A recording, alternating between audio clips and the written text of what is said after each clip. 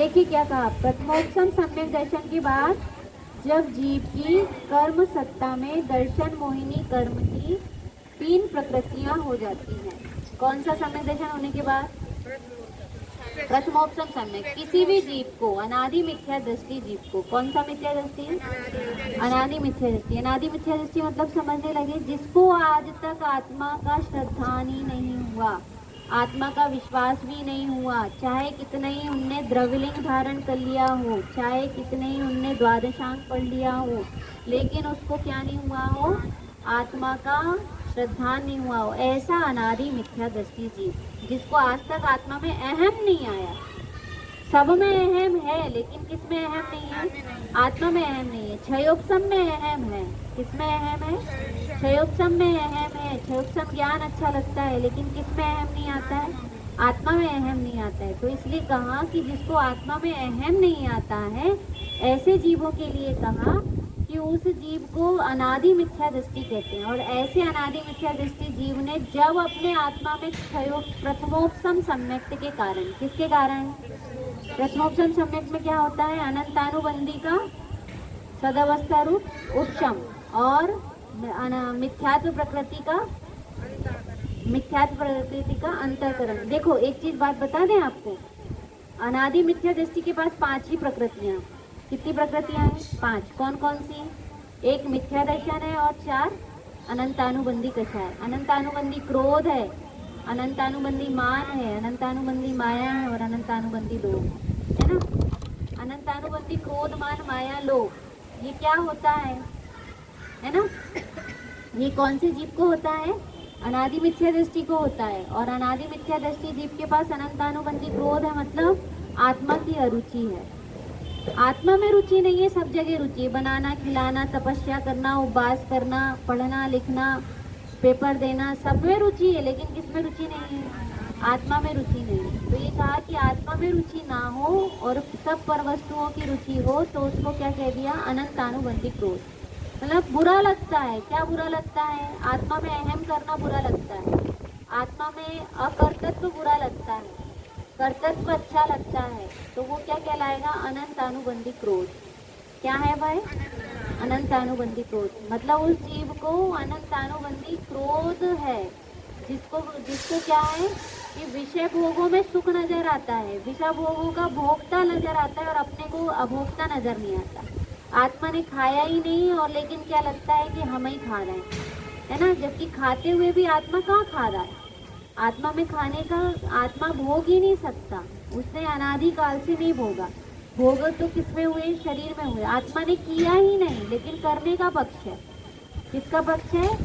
करने का पक्ष है। तो इसलिए कहा कि अनादि मिथ्या दृष्टि के ही अनंतानुबंधी क्रोध है। उसको कौन बुरा लगता है? आत्मा बुरा लगे और देव शास्त्र गुरु बुरे लगे, धर्मी धर्मात्मा बुरे लगे, साधर्मी बुरे लगे। कैसे साधर्मी?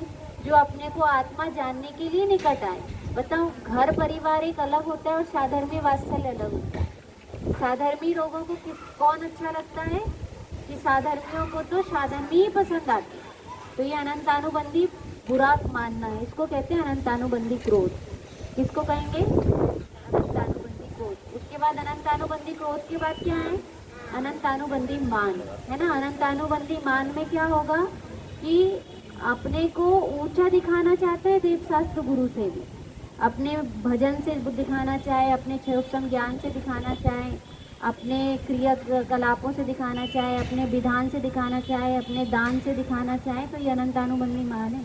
अपने पैसों की ऐंठ से देव शास्त्र गुरु को कैसा लगे कि देव शास्त्र गुरु छोटे हैं और हम कैसे हैं? बड़े हैं। तो ये कौन से, ये क्या कहलाती है? अनंतानुबंधी मान कहलाता है।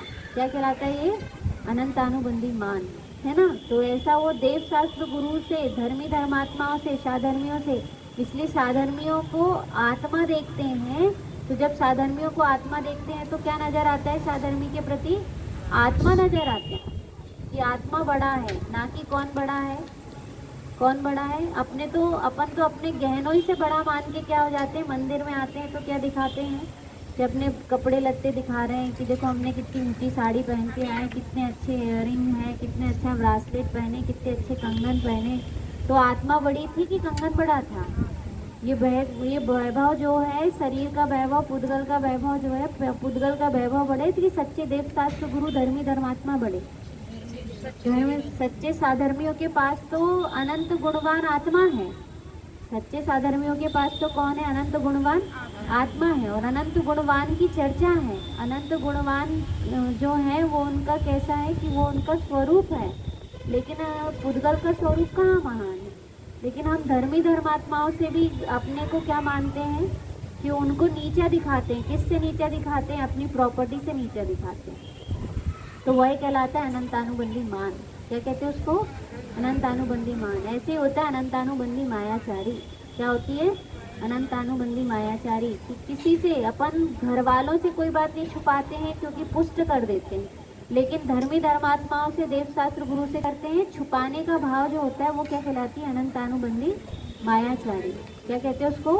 अनंतानुबंधी मायाचारी। और लास्ट में कौन है? अनंतानुबंधी लोभ। अनंतानुबंधी लोभ कैसा होता है कि अनंतानुबंधी मायाचारी देव शास्त्र गुरु से छिपाना, और अनंतानुबंधी मायाचारी के बाद अनंतानुबंधी लोभ कैसा होगा कि किसमें हमें विषयों में लोभ है। विषयों का लोभ हो जाना इतना बुरा नहीं है, लेकिन देव शास्त्र गुरु से हम डिमांड करते हैं, धर्मी धर्मात्माओं से डिमांड करते हैं। हम चाहते हैं कि हमारे 5 इंद्रिय के विषय कषायों की पूर्ति करें, तो ये डिमांड की चाह, ये क्या कहलाएगी? अनंतानुबंधी लोभ। हमारी डिमांड की चाह कहाँ पर पूरी करना चाहते हैं हम? देव शास्त्र गुरु से। जबकि वो डिमांड की चाह तो किस में हो जाती है कि जरा से पुण्य के उदय में ही हो जाती है। जरा सा पुण्य का उदय आएगा और हमारी डिमांड पूरी हो सकती है। लेकिन हम डिमांड किसकी करते हैं कि हम अपने प्रशंसा की भी डिमांड यदि आपस में साधर्मी धर्मी धर्मात्माओं से करते हैं तो हमारा ये क्या है? अनंतानुबंधी लोभ है ना। देव शास्त्र गुरु से कहते हैं ना, गुरु से गुरुजन जो होते हैं, गुरुजन से कभी भी क्या नहीं समझना कि प्रशंसा की चाह नहीं रखना चाहिए। यदि प्रशंसा की चाह हो रही है तो वो क्या है? अनंतानुबंधी लोभ। ठीक है, पानी आ जाए, क्या करना है?